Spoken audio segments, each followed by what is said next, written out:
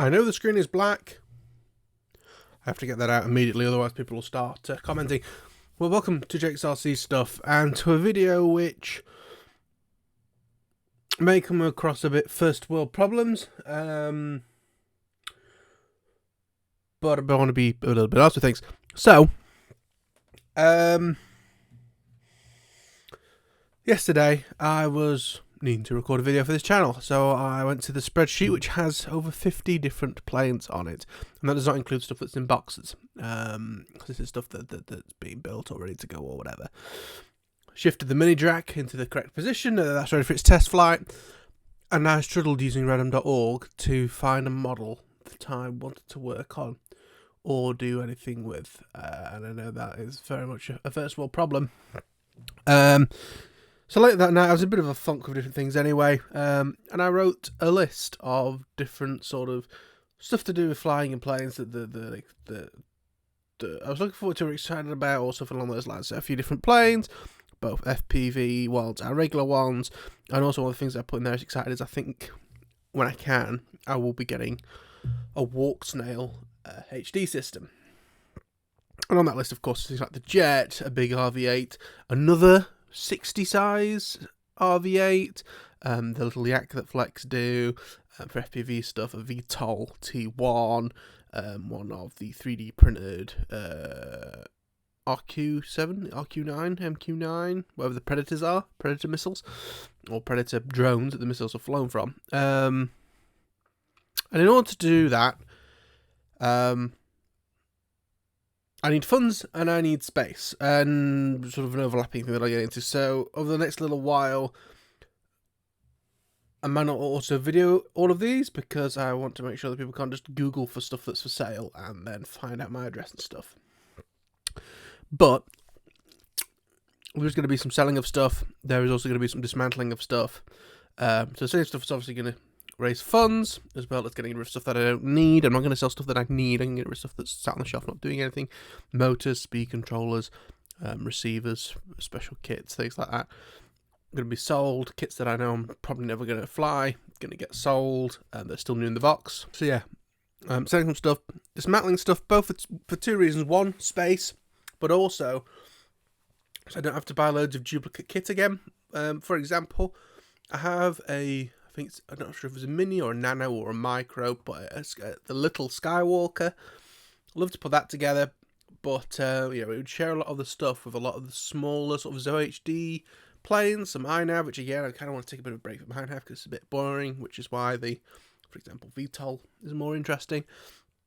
But if I wanted to put that macro Skywalker together, it is very similar to the Drift, but probably handle the wind better. So do I maybe take the stuff out the Drift and put it in that? There's also, of course, the Dark 250G, which I just haven't been getting on with. Maybe I should scrap that and put all the bits into this new one. These are the kind of things that I'm thinking about, if I don't have much money to spend on stuff at the minute, which I don't, the easiest thing to do is to transfer stuff of a model that's not really enjoying into something new. It's something that I've never really had to experience before, because usually I didn't have many models, or I was crashing them fast enough that I get through periods like that where it doesn't really, the numbers don't get too massive, but I have 50 right now, and that does include stuff like the corpse of the RV8, which also knock us down to 49. That might be the next video, taking the stuff out of that and showing you the full damage that occurred to it. But yeah, things like that. For example, my first mini quad, I might take anything sort of useful out of that and then hang it up on the wall as like a memento. So I could probably take out the FPV stuff and the receiver, but then the motor, speed controller, the frame and everything just get hung on the wall as like a memento, but then that's off the list and also isn't in the shed. It'll be in my office or something. That's the type of things as well that I'll do. I don't want to put too much stuff into loft storage. If anything, I might take some stuff out of loft storage. You never know, there might be stuff in those planes in loft storage that can be sold. We've got nitro engines. I'll never fly a nitro plane again. The closest, I'm not even sure if I'll get petrol planes again. Again, I might get a turbine. That's very different. So, yeah, just to give you a little bit of info. I did feel a little bit lost after we finished the mini jack. It's not completely finished. They have now actually released iNav 6, so I'm going to put that on. Another thing that we've had over the last few years, so I had two things. I was trying to buy every model that came out for the YouTube clicks and stuff, and not stuff that I was interested in, which was a nightmare and a disaster, and not the way I should have done things. The other issue that we had was sort of both me changing my mind, but also technology changing. So I had Easy UHF for ages, long after Immersion RC seemed to have stopped doing anything with it. And it felt like as soon as I bought TBS Crossfire, that everyone went on to ELRS. And I'm just kind of there like, I don't care, it works. Also, the mini DRAC stuff has sort of proven to me, YouTube-wise, that it doesn't need to be the latest all-signal dancing model. The mini DRAC is a special model, but enough of you have tuned into that every week to watch that being built that I can sort of do vloggy style stuff of just working in the workshop, working on things. Yeah, some of them will be build videos of new stuff, some of them will be dismantling videos, some will be tales from the workshop, which is sort of maybe 2-3 players gets an odd job done on them, and that's the video. I do feel now that I don't need to just buy every new plane that comes out on Hobby King or Banggood or whatever. The hobby is certainly changing. You know, some of it a mixture. I'm going to say a mixture so that people don't shout at me of both Brexit and COVID. I'm eating a chocolate-backed digestive now, so apologies if you hate chewing, but why not? It's a relaxed episode video, this, with a black screen, so you don't need to comment about it, I know.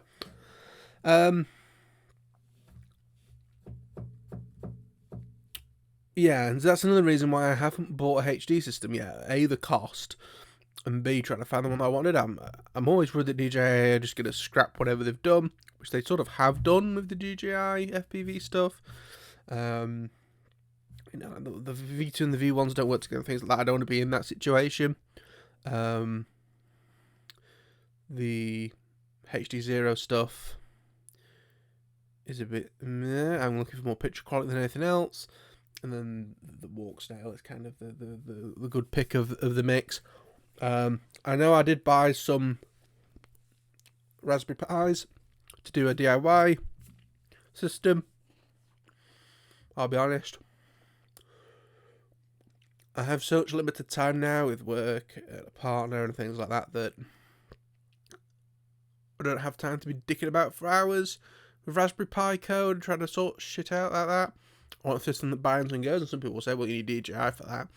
But again, I don't want all my stuff to suddenly be out of date and worthless whenever DJI decide to stop doing whatever they're doing now. Even though the O3 stuff looks brilliant, again, it's 200 quid a model. You know, and I was working out the other day, by the time you spent 30 quid on a decent camera, 30 quid on a different video transmitter, and a tenner on an antenna, you're at 70 quid. If the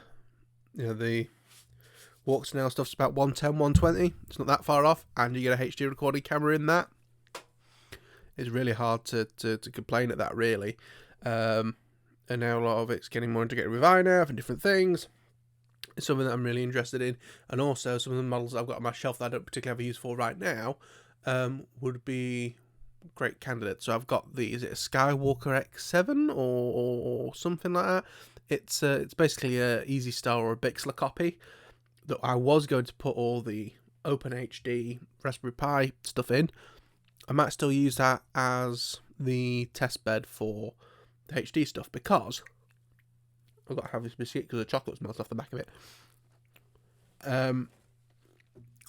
It can be sort of, the Bixlers have always been really good all-rounders. You can zip them around trees and do daft stuff with them. You can also go on a bit of a distance mission if you wanted to. So we can do that. But again, it's 600 quid for the goggles, it's 100 quid for the first video transmitter to go in it. I don't currently have those funds.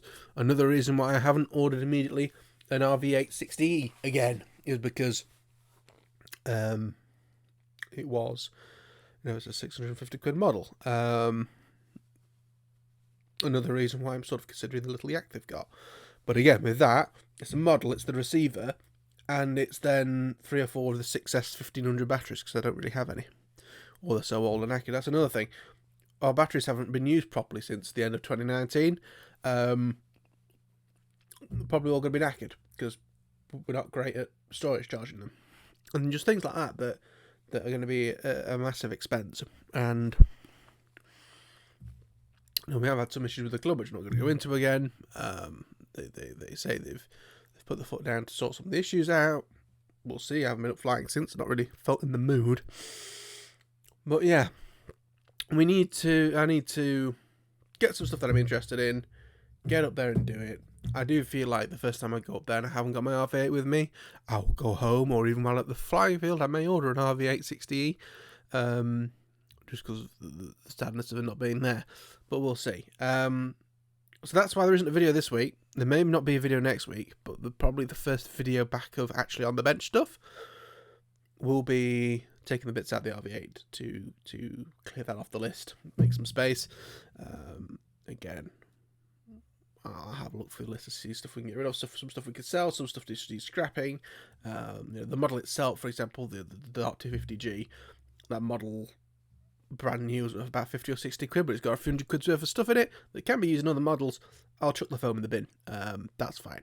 I'm not bothered about that. We did that with the original Dart. I've got a Dart XL S1100, which have all been repaired and not test flying. I've got loads that need test flying. I think go up more often and try to get a decent amount of maidens in, and maybe decide, this is a lot better than I thought it was. For example, the Z84, and then other ones that we go, no, not really. For example, the Dart XL, when I fly the mini drac, do I really want the Dart XL?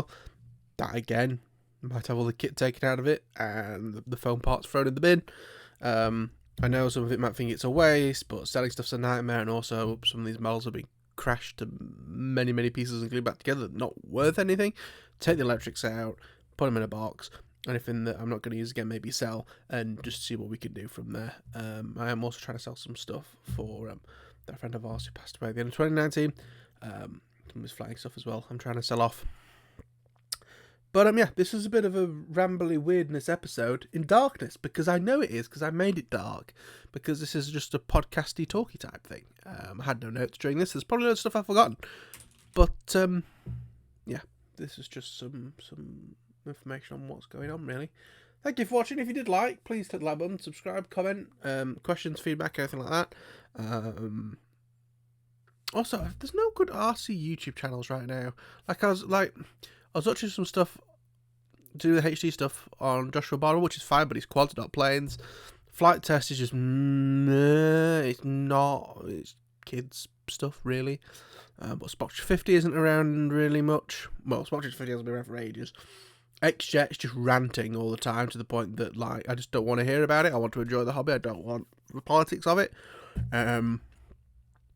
The RC Model Geeks seems to have dropped off after spending lots of money on a shed. The only real RC channel that I'm watching at the minute is Head in the Cloud, the lighter side of RC. The lighter side of RC. And the problem with them is that it's all the sort of expensive jet stuff, which when I'm having a tight month money wise or whatever, it's a bit. I want a Spotcher 50 again, really. Because of course,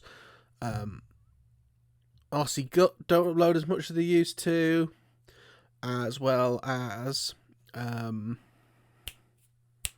Pachenich brothers, or however they pronounce that. They reopened after the pandemic their little business, and seem to have very sporadic.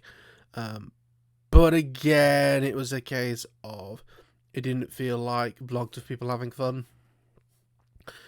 Matthew Ogborn doesn't do anything anymore. I think the last thing you upload to his video was a video on MX-5s.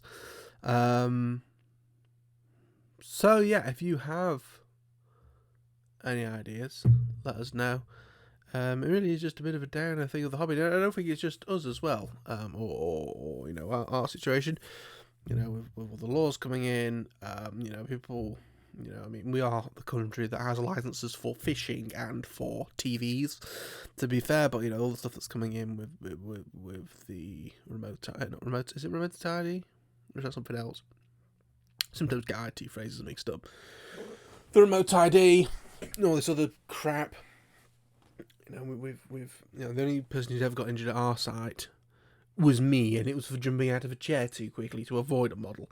So technically, the model didn't injure me, and also it was an ordinary model, not an FPV model. And everyone hates all the FPV stuff, and again, it feels like there's a lack of clubs around me. It's annoying when you get the sort of probably a mile away doing daft things and annoying airliners, which we're not.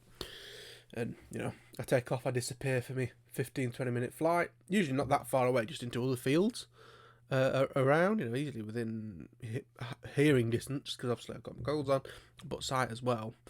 It's just arseholes. Anyway, I'm going now. Bye-bye.